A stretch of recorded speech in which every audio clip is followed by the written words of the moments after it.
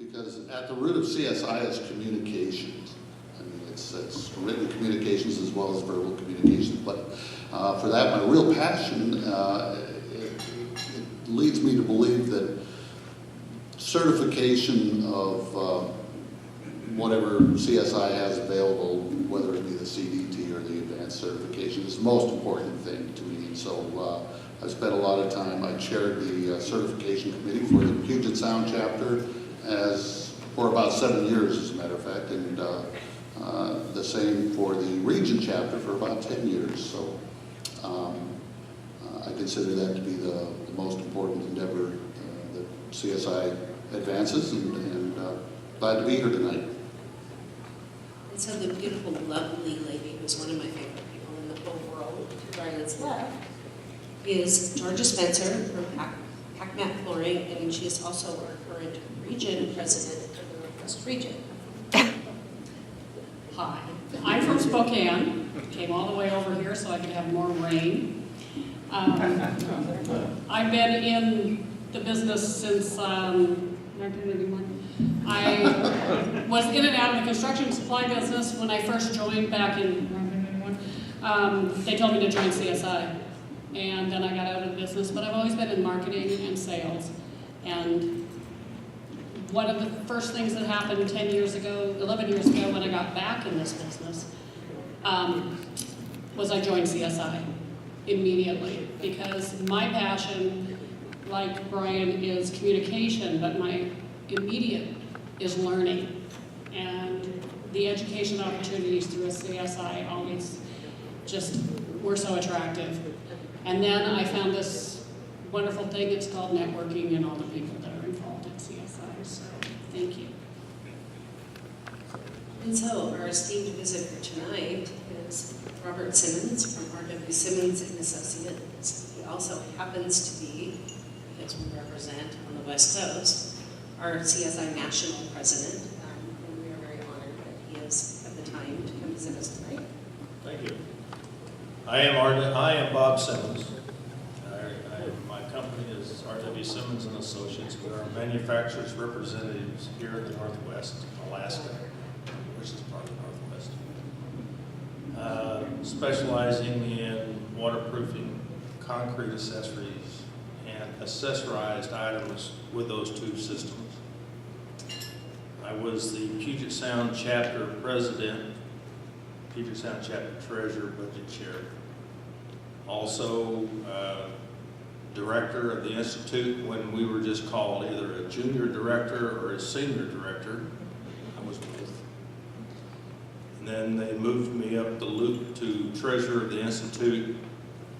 Then I became, in an off year, a member of the Institute Education Committee, where I met Cherie. And we started working through the certification workbooks and guides. After that, I was elected as president-elect of the Institute, which is an automatic move to president of the Institute, where I am today. I have one more term as a former president. We used to call it a immediate past president. We just decided through the new governance that it was called former. I am the guest of the board. I am counsel to the board. I have no vote, which I really appreciate. So what I've done in the last couple of years is whatever I could do to help lead regions and chapters across the United States in their educational programs. And the vision that I have this year for the next 3 to 5 is a very aggressive educational program that traverses not only the boundaries that we meet each and every day that we're not a part of, but it is a part of the construction science industry. To gain a foothold in educational programs where we bring other industries within our umbrella to present. We are going YouTube, we're going viral, we're going webinars, we're going anything that attracts young professionals the older crew, as well as the people in the middle, and all people that participate. Remember, it's not about membership, it's about participation and the sharing of knowledge. That's where we are. So with that, I give that up to Cherie. So, our beautiful, lovely blonde. Cherie, she has the most amazing personality. You just can't help but have fun with Cherie. Cherie is with Forbo Flooring. It's Cherie McNabb, and I love her. I want to throw her off a little bit so she can introduce herself now. I think we've run out of time. So, I work for Forbo Flooring. I've worked for Forbo for 11 years. And we do 100% bio-based product flooring, wonderful product. Everybody should love it. It's not bad for the environment. I've been involved in CSI for 20 plus years. Was the head chairperson, or whatever you want to call it, chairwoman, star, superstar, no, I'm just kidding, for the Portland Products and Services Fair for 10 plus years. And then I am past president of the Portland chapter, and I am past president of the region. And I've been taking a little bit of a hiatus because my work has really been over the top as far as needing me versus CSI, because I know they have other great leaders. But that being said, I know we're short on time and we need to get to the debate. Oh, no, it's not a debate.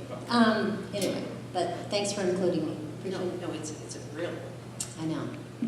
So anybody who knows me knows that one of my biggest passions and reasons I'm involved in this organization is to improve coordination among disciplines and collaboration and sharing of information so we have less places that we fall down and have conflicts in our projects. So I am especially pleased, beyond over the top, excited, pleased to introduce Mr. Robert Hoffman, who is our fairly new, correct? CEO of AIA Portland. And I will tell you right now, we've already set it up. It's either going to be lunch, happy hour, whatever it takes, but we are hoping to reach out some hands and do maybe some events or some collaborating between AIA and CSI to bring our organizations close together. So I'm extra thrilled that he's here and agreed to moderate tonight. Robert, thank you. Thank you. It's a real pleasure to be here, and I would like to tell you that all of you know this. Part of the reason I was excited about being able to take place in this event tonight or have a role in the event is that nothing's more important to all of us than the way we work together as team members.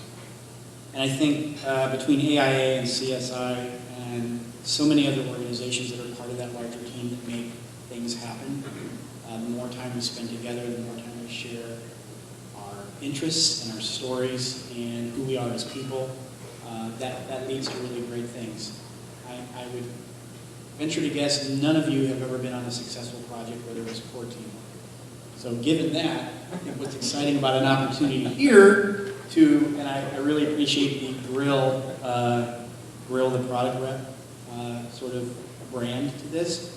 I mean, to me, it's really about sharing some perspective.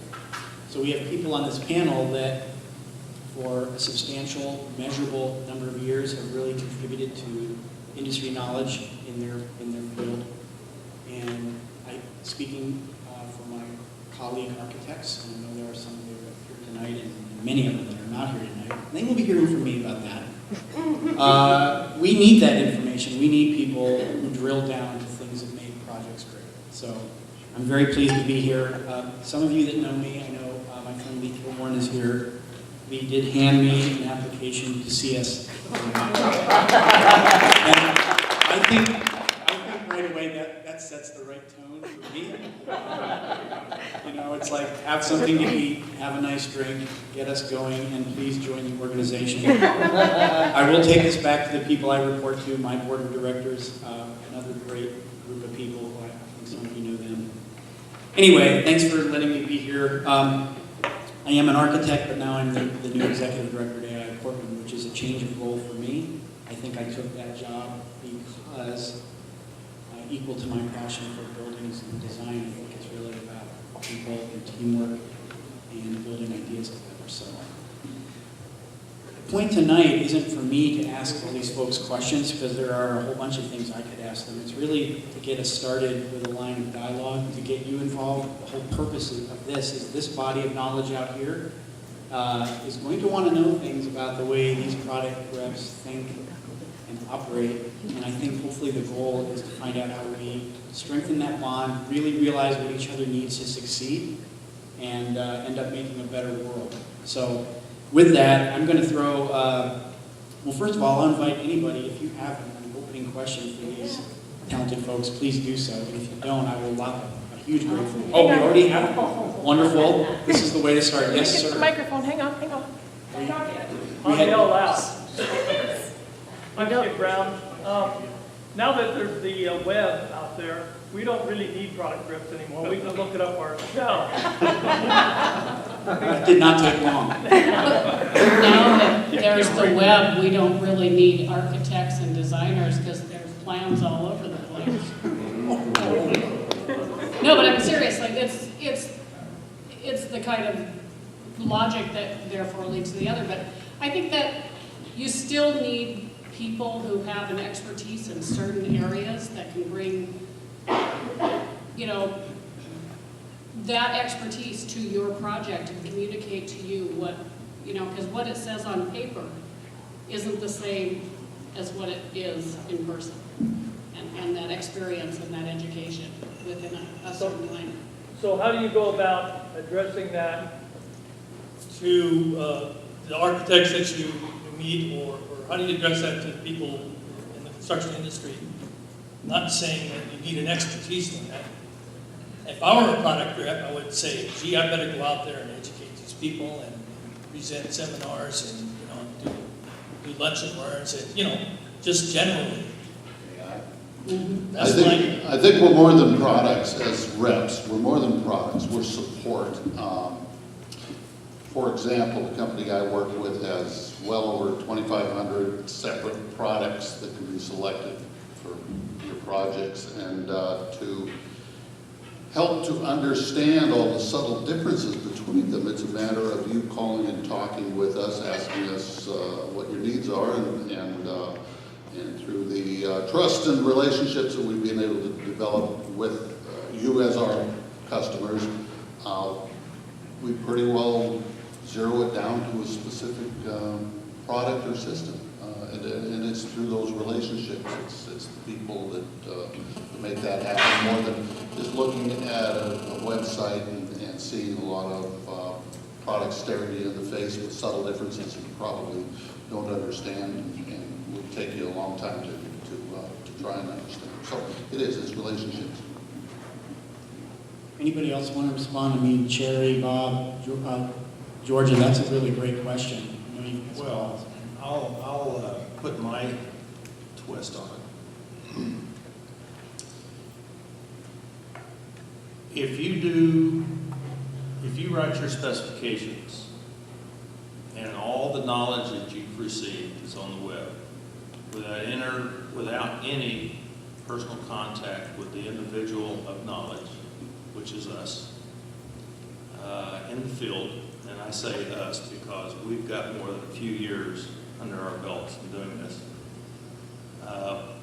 which is a key. And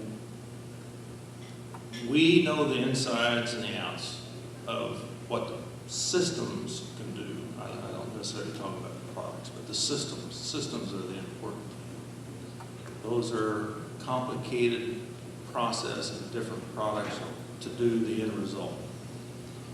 You want to know that there is compatibility. You want to know that they are shared by a manufacturer, not multiple manufacturers. You just basically want to know what these systems can do over a period of time. You want to know what they can do on different substrates. How do they interact when you tie other systems to it? Compatibility issues is the key.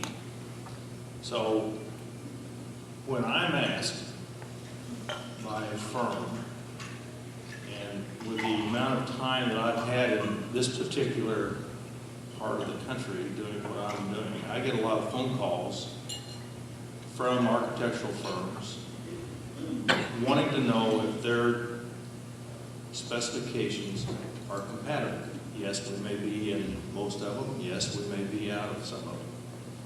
But they're asking, how are these compatible? How do these work on the systems? How do they work on the substrates? Can we get so many years out of life?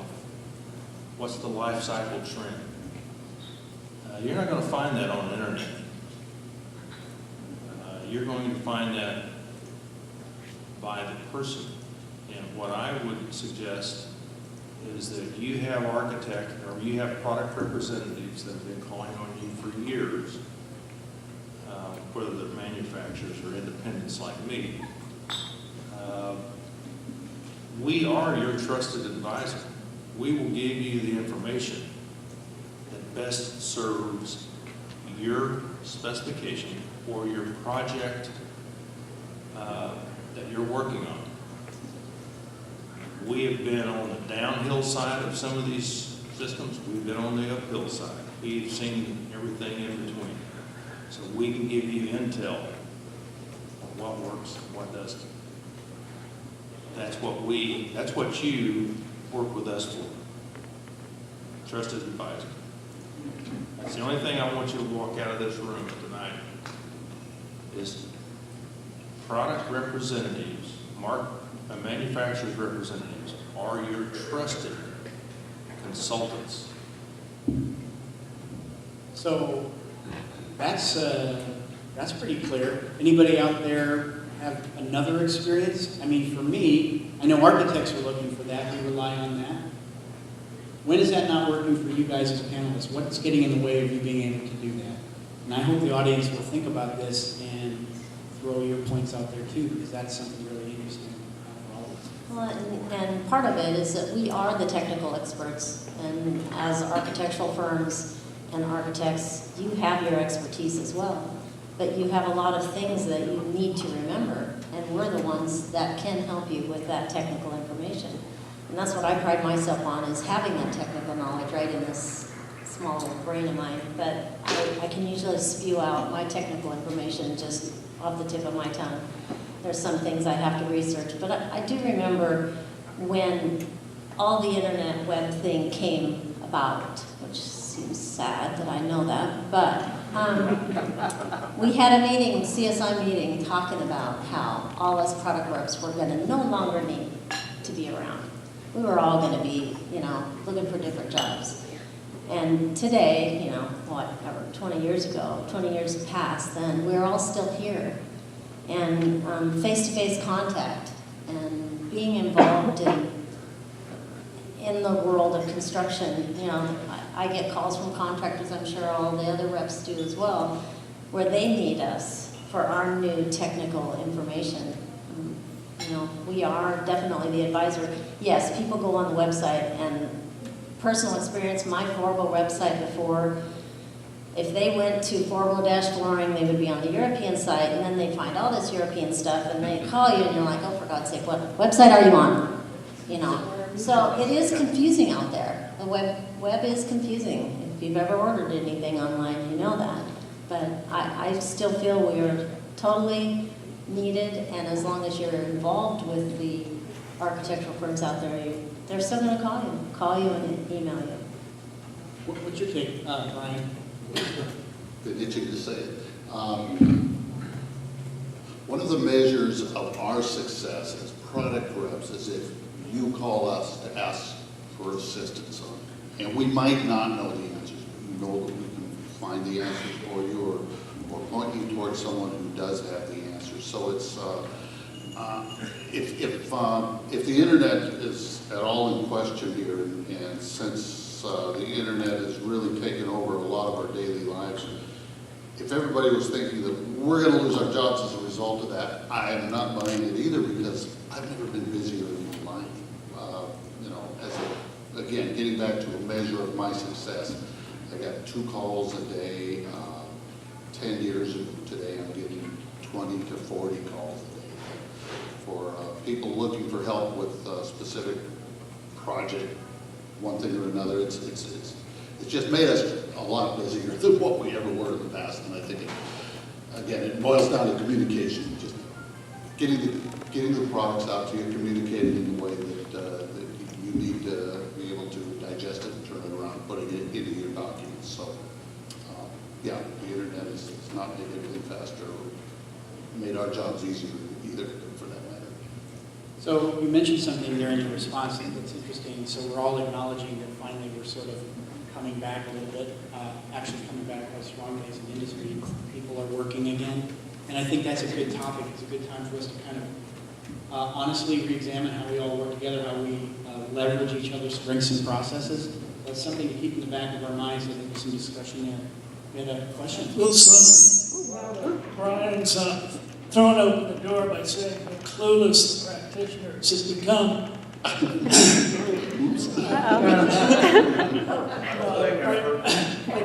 absolutely agree with the trusted advisor, and oftentimes the biggest frustration I have, particularly with representatives of certain building systems, is not the advice I get. Great advice. It's, what do you mean? No one did your system. Weren't you talking to your installers saying, hey, I told you the project's going out to bid. I kept reminding you, and yet, I'm hearing from the contractor, oh, well, we only got bids from, the guys who didn't really design around and weren't even listed in your spec, and so here's the substitution request after the fact. And so I often find, particularly with a lot of our work is public works, public bid, and so it puts us in a difficult situation that how do I convey to product reps that please talk to your installers, talk to your applicators, make sure they're aware of our project, because I really want you to get this project because you worked hard on it. And that part of the communication does break down sometimes. I think that it would be beneficial to let us know as product reps what you're looking for in this case. Very often I've told my sales reps, for example, just, if you're looking for information, visit the job site, visit the job shack, and ask what questions you need. But what we find out is that some contractors like to be called on and being told that they have some contractors who would be interested in bidding their work, and some don't. They say, no, we've got our... So what I'm saying is let us know, if this is a job that looks like you would want to hear from other competitive bidders, other people in the business.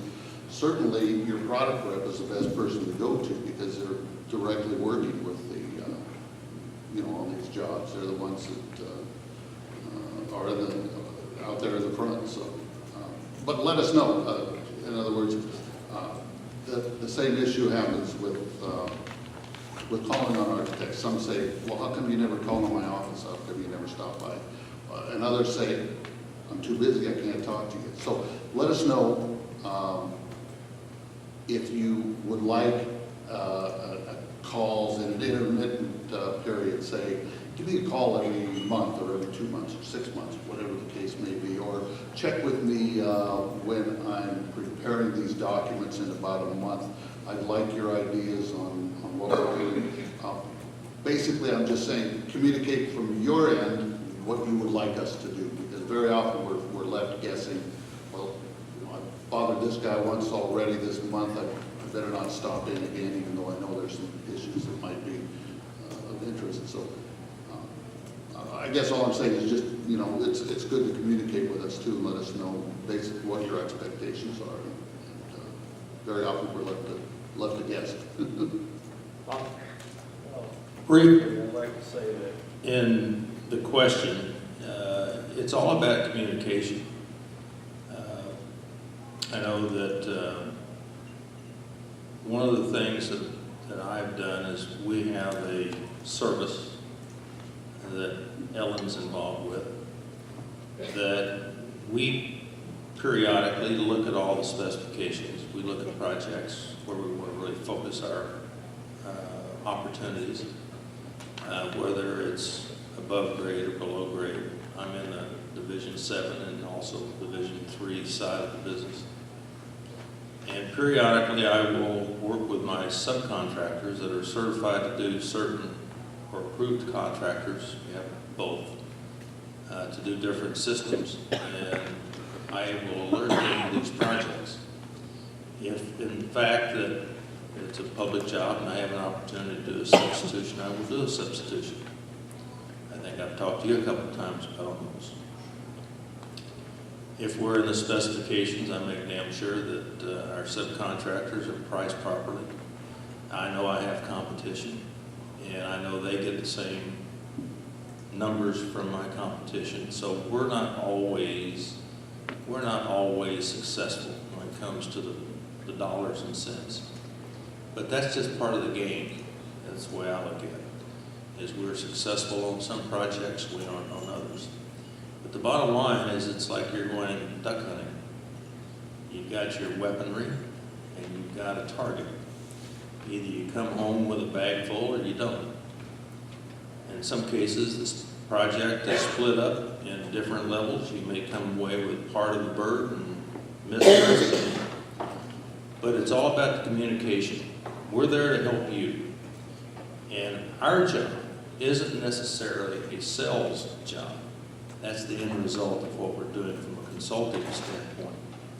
Our job is to give you the best information based on your specifications, the shared knowledge that we can impart to you, to give you the opportunity or the feeling that what you're putting out is a good product to your owner. That's where we are. And sometimes we're successful, sometimes we're not. But communication is the key. It's like a project team. We all have to communicate to get the end result that we want. It's just like at the other end, on the specification side, we have to communicate. Then the bid side, and then the little game playing side that we go through, and then finally the end result. So that's where we are, Jim. That's what we do. That's our daily life. We live it, we bleed it. So, oh, yes. Yeah, I have a question. On the panel, how many of you work for or rep a company that sells just material? I'm not on them. No. I love these things. Sells a material and or install. So in other words, Cherie, you sell flooring.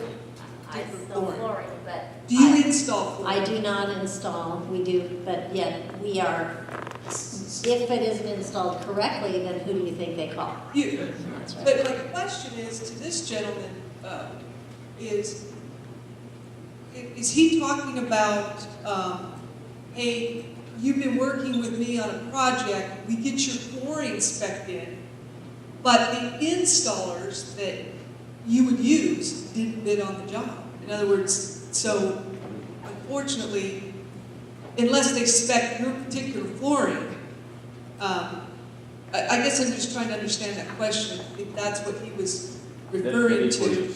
That's what he's saying. Okay, I just want to make sure because I'm a materials rep, sell plastics, but we don't install it. So we might sell the polycarbonate, but we need to be working with the installers to make sure they're bidding on that job, if I understand his comment. Okay. Well, see, that's where Forbo has really taken a lead in a lot of things, and it seems when the economy went downhill, a lot of the installers went away.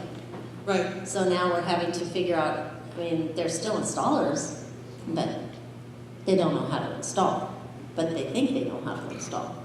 So, I mean, you know, it's this catch-22. You know what you're installing.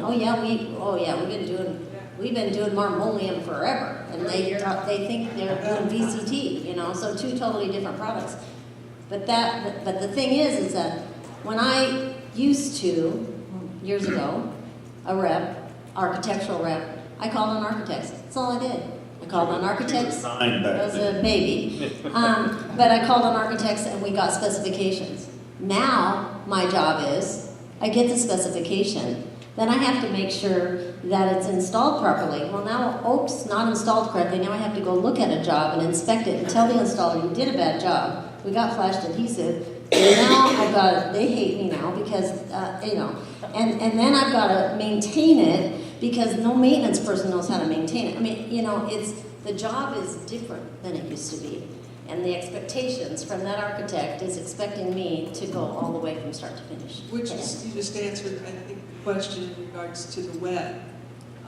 The web can, expand your curiosity, but it's not going to connect the dots, if you will. So, anyway. That's a great point. And I was going to ask Georgia to add to that because you, with your company and the products you have been working with. It's the same thing, and replying to Jim, why didn't, you work on something and then it gets down, and especially in public works, there are no set specific things in public works, and by the time, especially I'm Division 9, by the time they get to me and they start installing, well, they've spent too much on earthworks and too much on the shrubberies, and all of a sudden the $6 a square foot they had for my product that was spec'd in the project is no longer there, and what do you got in VCT?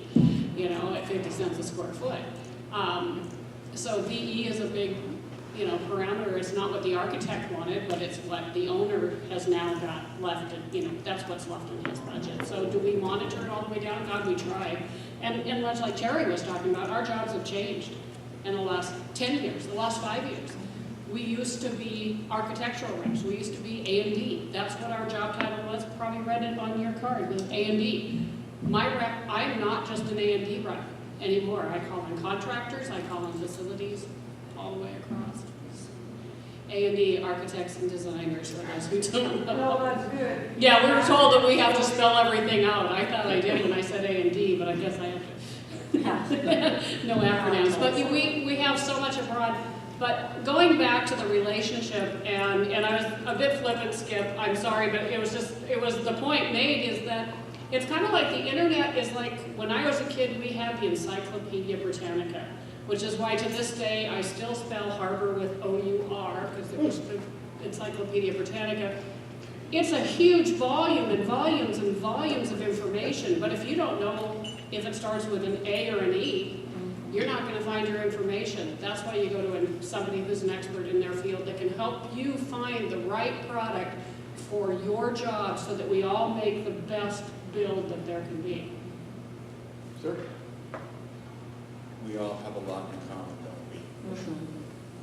I don't pretend to know everything. I will when I retire lately.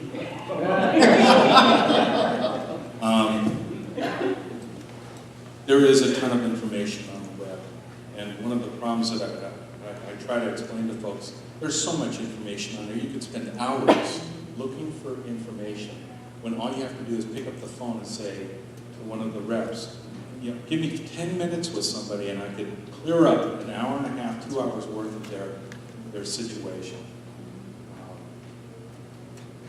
It's become very important that I ask everyone to please put my name and number down with that specification.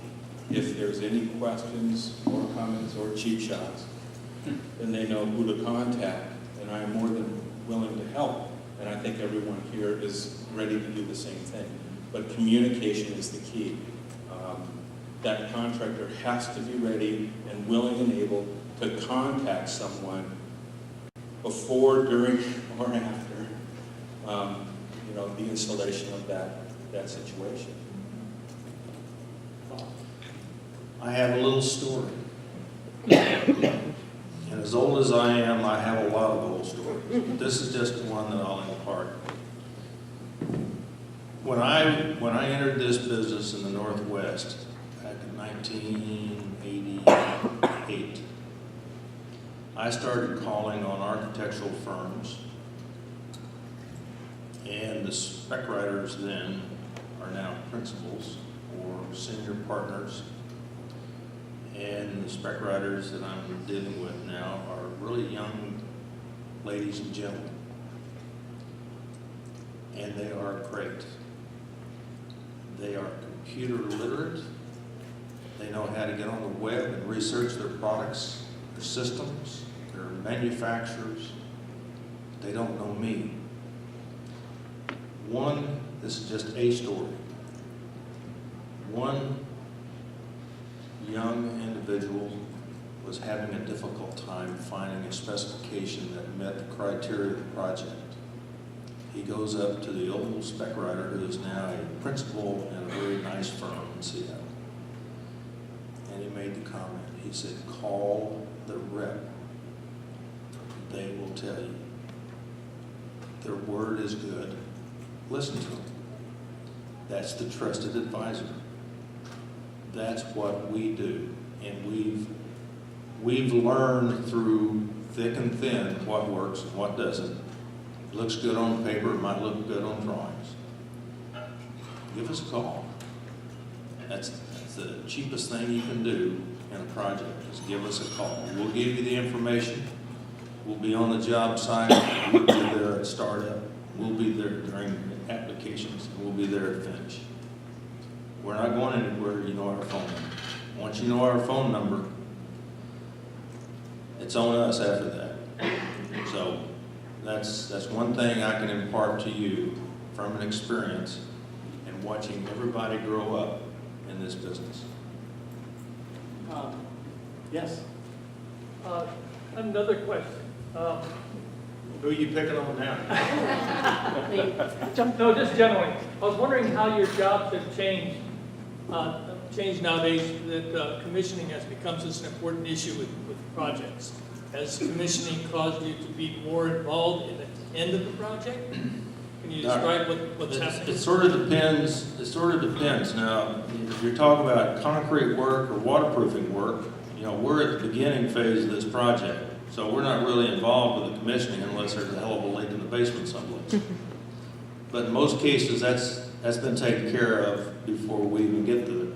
Now, on the finishing side, you're probably looking at the finishing and the skin, you know, everything else on the outside and how it looks on the inside. That's really outside of my scope. But I don't think we get involved with the commissioning. That's really between the owner and the general contractor. Does commissioning have much to do with finishing surfaces anyway? I mean, it has more to do with structural and air conditioning and engineering systems. The operating side. Yeah. Sure. Finishing. Go ahead, sir. Okay. First, I want to know how come Cherie's the only local rep that was willing to be on this panel. We had to go out of state and fill it out. What's wrong with you people? Because you need a getaway car. I think you just need to ask your program chair. I don't even know why I'm here. I don't even. But anyway, one of the things I saw in Door and Hardware magazine just recently, and I spoke to what you talked about becoming trusted advisors and things to us, is what getting to know you differentiates you from another email or another website. You know, I understand, I know you, I know when you give me a yes answer or not. So that's much appreciated. Both Bob and Cherie have talked about, you know, being able to support projects beyond just advising us what to use, how. And for many of us, we're now working all over creation, a long ways out of your territory, frankly out of our territory, but the jobs are 1,000 miles away. You can't run over there and look at it. One of the challenges that we have is asking a lot of you to support us locally, but the PO is going to go to somebody else a long ways away. And so, you know, companies, I think manufacturers are starting to be a lot more understanding of that, in that, you know, you still have to support it, but in the old days it was like, well, not your territory, you need to talk to somebody down in Phoenix. Well, I'm sorry, but I know you here. But we're on a global scale. I think everybody understands that. I work with an architectural firm in Spokane that does embassies all over the world. I'm certainly not going to help them spec something in Bangladesh. But you can't go to Bangladesh either. I can't go to Bangladesh, but I have support people who can. And so that's interrelational. I have projects going on in Montana that certainly don't originate in Montana, or you know, architects that come in from all over, or GCs that come in from all over. I didn't specify the product, but I get a call from somebody from Phoenix or Minnesota or Tennessee, and Georgia, can you go take a look at this?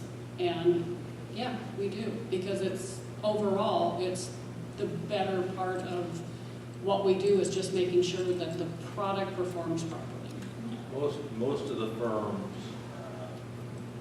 most of us at this panel represent firms that are national, some international. I'll speak only to the firms that I represent, but we have international contractors, we have international subcontractors, as well as U.S. contractors and subcontractors. We have a group of individuals just like me. Some are company employed, some are independent reps like myself. And it could be a specified project here. We've got the best specification for that project going to work for us in South Florida. I can assure you that we have a guy like me or a person like me in South Florida that will be on that job site, taking a peek at start, going to the pre-cons, that's very important. In any system that's going on, you should have a pre-con so that you know who the players are, what the sequences are, and how the product is to be protected and how it's to be applied. The second thing is you have to have some trust in what I'm telling you, that this individual is going to be just like me telling your guy this is a relationship. It is a relationship. We've got a four-way conversation going on at that point in time, regardless of where it is in the world. Even the smallest of manufacturers realize that that's an important issue. They need to provide the support no matter where the products are going to be installed. And in my experience working for a smaller regional manufacturer, usually they are able to make arrangements for site visits. There are a lot of ways to skin that cat, if you will, and like I said, most of them figure a certain amount of that in the budget, and certainly if it's important to retaining a customer, a specification writer, or just a reputation, they're going to provide a way of visiting the project site. Pictures go a long way too. I've noticed a lot of people just snap a few pictures. If it's a remodel project, for example, you want to see a little bit of the existing conditions. So it goes a long way to helping us make the right recommendations. If we get snap a picture and send it, and then of course if there are other issues that go on, most manufacturers understand that's important enough to make sure that you're supported. I've got one more little story about this. Recently, in December, a firm in Seattle called me, wanted to know if they could do this and that. And I said, sure, we can do that. It's a national manufacturer. We have both sides of the business. I will call in my particular counterpart that does the horizontal applications. By the way, I am doing this very generic, so if you have a question of what I'm talking about, I'll let you know. But it's two different systems. Same manufacturer, well, let's say they're the same company, different divisions. And we find out that they wanted a single manufacturer. Well, we met that obligation. And we sat down around a round table and talked to a contractor that was in Ketchikan, Alaska, on a hospital. And the subcontractor was from Georgia. And, no, not that Georgia, the other Georgia. And the consultant was out of Tennessee. So out of the three of them, I spoke their same language. Everybody else had to have a translator. The bottom line is we got the entire system, we got the entire project, and everybody knows who's on first and who's on second. They know what needs to be done, they know who's going to inspect it. So everybody is exactly where they wanted to be when that job started. That's communication, and that's the trust, and that's the relationships that we have to build. Not you, we have to build. We all have to be in this rowboat together. So, Cherie, you had somebody tweeted you something? I don't know what happened. you want me to talk slower? No, I want you to stop talking for a minute because I have an answer I want. Oh, okay. Can I ask how many people in this room are product reps? Okay, so that helps. How many are CSI members already signed up? Okay. I am asking that for a reason. So one of the challenges I have in writing specs, and one of the biggest frustrations, because I have, just so you know, because I might have a target on my back after a recent webinar, I have the utmost respect for product reps. I can't do my job without what you do. But there are some frustrations involved in that. And one of them is I get specs when I need specs. You guys know the product information. I typically don't. In my firm, in engineering, we have 6 different divisions. I'm not an engineer. I'm never going to be an engineer. I need that information to come in a way I can use it. And most often, 95% of the time, I get specs that are unusable in a project delivery process. They are not written according to CSI standards, which is the national standard for spec writing. There are things in the wrong place. There are things that put us as specifiers and in the contract documents and project delivery process at risk. I understand that most product reps don't write the specs for their company. But what I want to know is, you guys, it's a little unfair because you guys are all longtime CSI members, but maybe you could share some information with the rest of the room.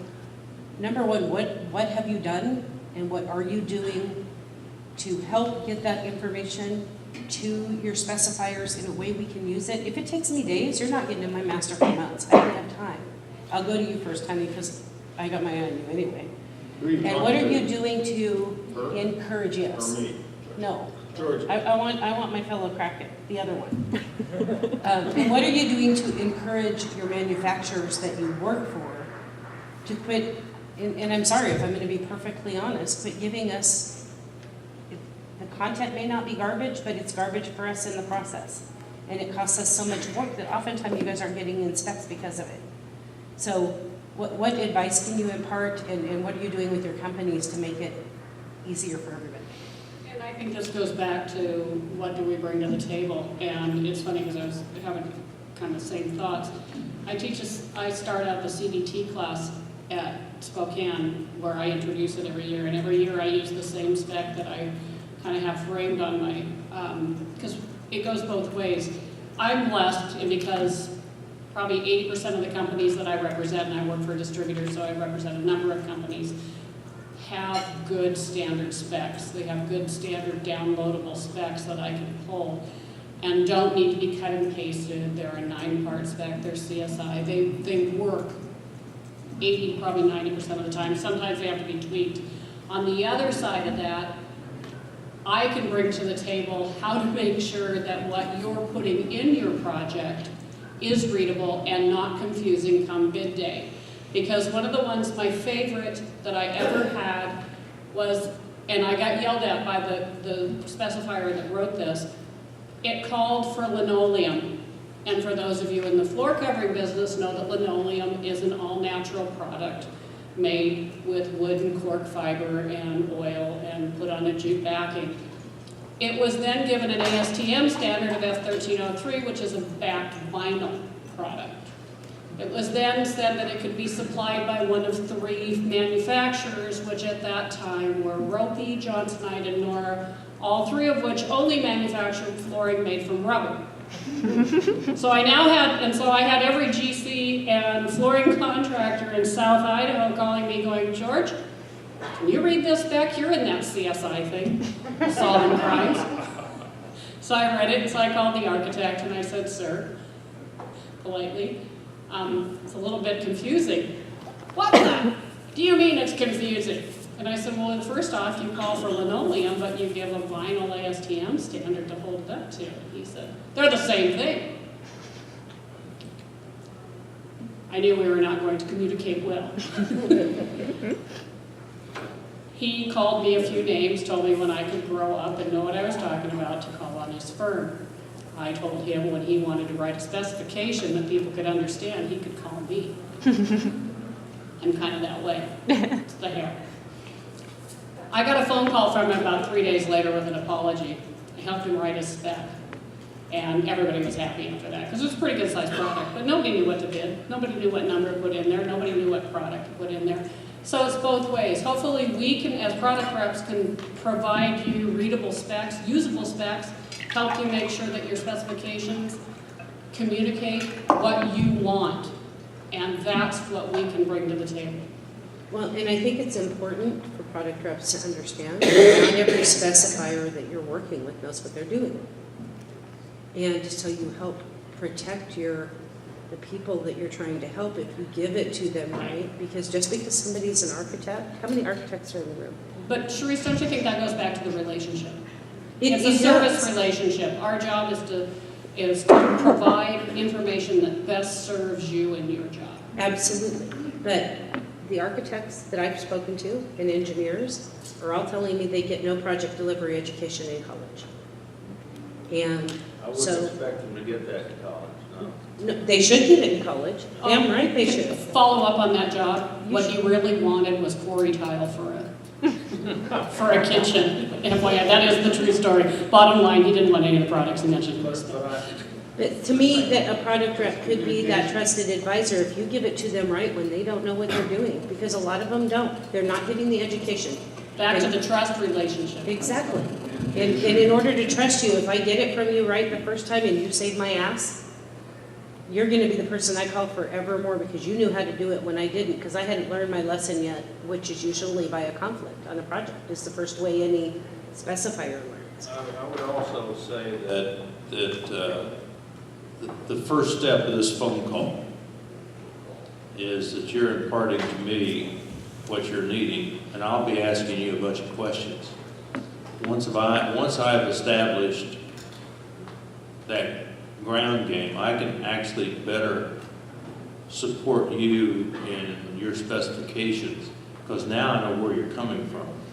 If you're just asking me to help you write a specification, I'd say put it in an email, send it to me, I'll review it, and I'll have 15 questions when I get back to you. But I'd rather have the conversation up front. And that's, again, part of what we do, is you ask one question, we ask 5 or 6. And once we find out what the ground rules are, we can better help you. There again, we go back to communication.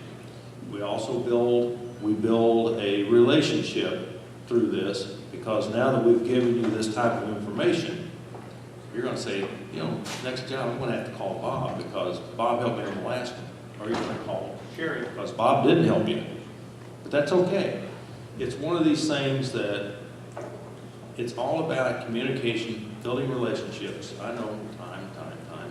And I know that as a trusted advisor, we're going to share our knowledge and basically be a consultative, informational partner for you. Remember, trusted advisor. We are running a little, how are we doing on time? Do we have time for 1 or 2 more, or how are you guys feeling? 7:39. To you, you're the program. I'm looking at the... Do you guys have a couple more questions? Anything from... I mean, Lee is speechless tonight. Wow. Circle a date. I've got something I'll throw out there, and I think it ties together a couple interesting themes that I've been listening to. One of them was this acknowledgement from the panel, and I think the audience agrees, the internet is not going to replace relationships. It just doesn't. And from where I stand, I think it's also sometimes a misused tool. So we talked about how much stuff gets dumped on. If there's that much stuff on there, unless you have a degree in library sciences, you're going to waste a lot of time. So I would also acknowledge, yes, picking up the phone and having that relationship is probably really paramount. On the other hand, the web reminds us of this global situation we're in now. So you guys, I think what would be really an interesting way to sort of tie some of this together is for each of you to think a little bit and give some feedback to the audience here about how you maintain your awareness of what is happening in a global industry. I mean, you each have your special relationship with your products and your systems, but between the time you are meeting with people, advising, and being that advisor, you are also expected to gather that knowledge on a daily basis. And how do you do it? Because I think that would give people a lot of perspective, because we all juggle our work, and then we do the work behind the scenes that lets us do the work. You've got a lot of balls in the air, is that true? How does that work for you on a day-to-day basis? Keeps us busy. But from the standpoint of global, from a manufacturer standpoint that I represent, and I represent two that are international, they've got their international group, they've got their domestic group, they've got their North America and South America group. So from the standpoint of technical bulletins that keeps us aware of what's going across the world, we understand what systems work in certain locations, what's being used in other locations, and by the omissions, we fear that these systems don't work. Sure. So they sort of boiled everything down to a very specific application globally, and that's what they focus on, especially out of the plants. You start watching their plants, you start seeing what they produce. In the U.S., we're all over the place. You go to Europe, and you go to Asia, you go to China, it's different products, and it's really focused on what those countries want from us. Sure. So we're basic here in the U.S., and what we do globally is going to be partnering with those European countries or Asian countries. So when you guys are all located, when you have your locations regionally, do you find yourselves then becoming the interpreters? You know, you've got technologies and products and systems that are meant for global distribution, but your awareness of what's happening, say, in this environment, let's say we're talking about the Northwest, whether it's Montana or Seattle, Washington, Portland, whatever. I mean, I'm thinking that there's something that happens interpretive, from the interpretive side that really falls a lot on your shoulders to be able to apply those products appropriately, working with specifications people. Sure. Absolutely. And you were talking about how to keep up with what's going on in more than just my business. Yes. Because there's this plethora of information, this vast internet, thank God for Alcor and the invention of it. And the fact is there's also, luckily, there's all these places that divide, it filters it on down. There's life hacks, and there's smart briefs, and there's all these little things that bring it all together. I was reading, exciting as I am, construction specifier last night, and learning all about the new ACI standards. American Concrete or Cement Institute? Concrete, thank you. I have to put my stuff on top of that. I want to know what's going on in that business. I want to know what's going on with windows because UV affects my product. I want to know what's going on in the styles and what's happening with IIDA and USGBC, Green Build, and the interior designers, because I want to know where they're going and what's happening down the pike so that I can make sure I'm meeting their needs. I think the internet can provide a lot of that information. You can get lost in it. Should I get lost in Facebook for half an hour just waiting for my phone to go off hold? But I think you can find all that information. But bottom line, it's back to you talking to people. These networking situations like this are for me, a great way to find out what else is happening out there. You talk about more of a macro interpreter. I find myself more in the position of being a micro interpreter very often, since all I do is call on architects and designers and design professionals. We have a staff of sales reps who actually are dealing with the contractors who have to interpret those documents and turn them into submittals or whatever it is that they have to do. very often I'm educating our reps on procedures and documents and the right time, the wrong time, the right people to talk to, protocol, et cetera, et cetera. So it's in large part of the interpretive position that we're in. Well, I know we have to wrap up pretty soon, but I want to go back to two things I heard when I met you all out in the lobby earlier today, and I found those comments fascinating. First of all, when all of us in the industry think about product reps, and even some of the questions we thought we might talk about had to do with selling. And I think you made very excellent points about selling as a resultant of sort of a relationship and a knowledge sharing and a resource that's available. But Brian, you said something that I thought was really profound. You said you have to believe in something to actually be able to sell. And at that point, it's really not selling anymore. It's about relationship. And I thought that was fantastic. I don't know what each one of you believe in, but you've been doing this long enough that I think there's something a lot more than the deal that you believe in, and you should share that with us. Well, I'm going to go first since I kind of am silent here. The one thing that I have always been accused of is being too passionate and emotional about my position. And part of that is because I do care so much. I mean, you know, it's retarded that I get so emotional about my product, but, you know, if you believe in it, and also another point I would make is that something from the very beginning, when I very first started, the biggest thing is to follow up with people. And if somebody calls you within less than, you know, hopefully an hour or 2 or 3, you call them back. And that's how I've gotten a fairly good reputation of being a good rep out there, is because I follow up with people. And whether it's a silly question or a big question, you know, the integrity of yourself, you know, putting yourself out there is more important than almost anything else. Having the technical knowledge is important, but you can always find that out somewhere else. If you can visit with somebody or call them back, and, you know, being involved in CSI has made a big difference. I used to only have the state of Oregon, then I had Washington and Oregon and Alaska, and my CSI contacts, all I would have to do was give them a call or send them an email, and because I knew them through CSI, I would get an appointment. So, you know, a lot of it is relationships still, from day one till now.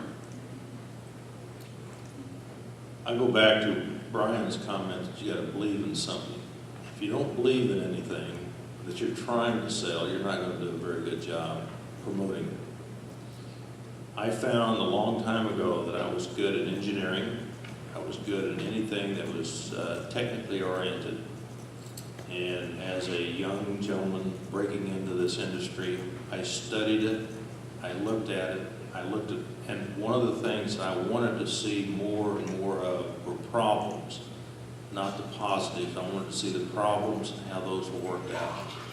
Once I understood the problems and what caused the problems, I was a better person to believe in what I was trying to do as what I called a young professional at the time, and it was in roofing and waterproofing.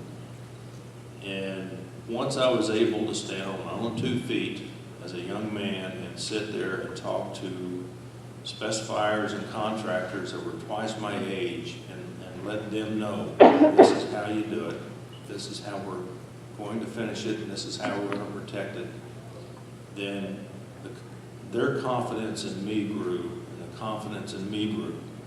So it's a big cycle, and it starts early. And for all the young professionals out there, you need to understand what the problems are before you can understand how to make it right. And every year is different. Every system is different. But as long as you maintain the understanding of what you really enjoy doing and giving the right advice and the right information to make that end result successful, that gives me personal gratitude. That's where I come from. agree with you 100%. If you don't believe in the products that you represent or the systems, I can't sell them. I can't go out there, and it's not about the deal. It really isn't. Bottom line, somebody asked me one time, what did I do for a living? My job is to help other people be more successful and make more money.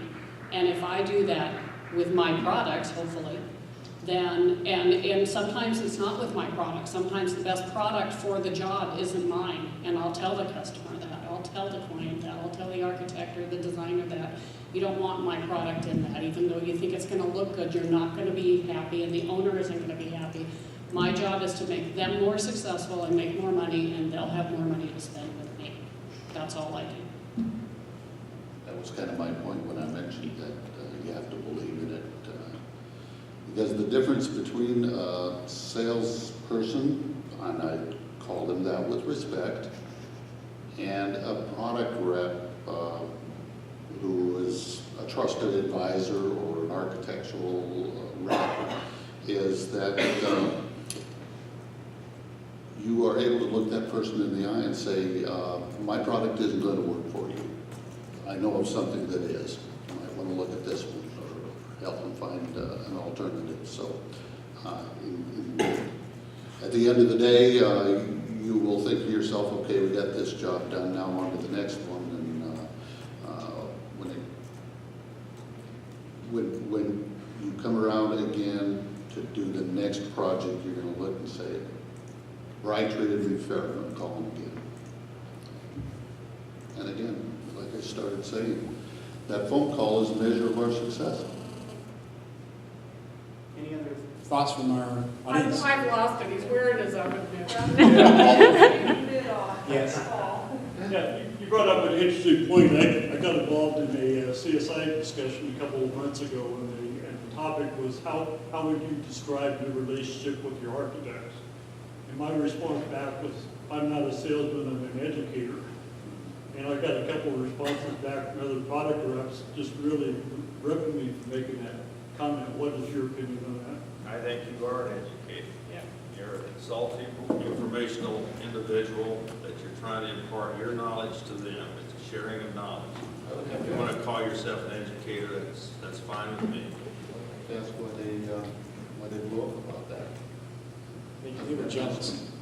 Yeah, but I was at a sales meeting once, and our CEO of our company asked, what do you guys all consider yourselves? And they're like, oh, we're an educator. He's like, oh, crap. You'll get that. You'll get that from higher up. That's what they tell us. Awesome. Yeah, my sales manager probably wouldn't like to have it. Well, that's what you are. You're imparting knowledge. You are educating. Gotta know your audience.